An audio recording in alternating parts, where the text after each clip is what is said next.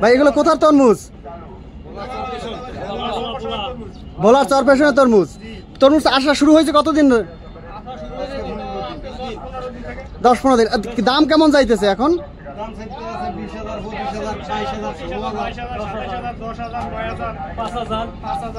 5,000। এটা কি আপনার পিস নাকি শ হিসাবে?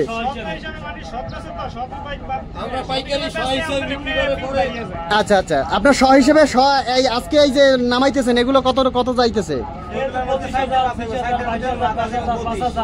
আচ্ছা, মানে 4টা ভাগ হবে।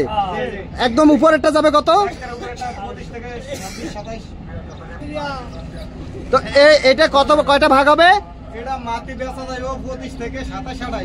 একদম উপরেরটা 25 থেকে 27, সব থেকে বড় সাইজ, সব থেকে বড়। তার নিচেরটা 20-22।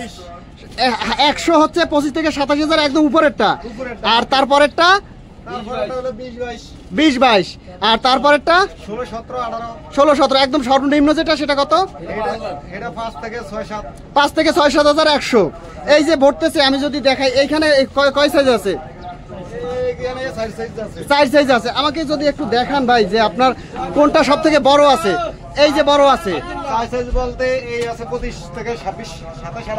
এইটা হচ্ছে আপনার হাতে যেটা আছে 25 থেকে 26-27,000 টাকা 100।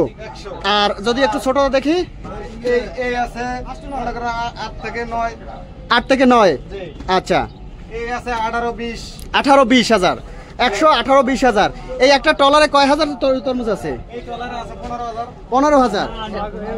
15,000 হবে এই ট্রলারে। এটা কি একদিনেই খালাস করে দিবেন? তাহলে কয়দিন লাগবে?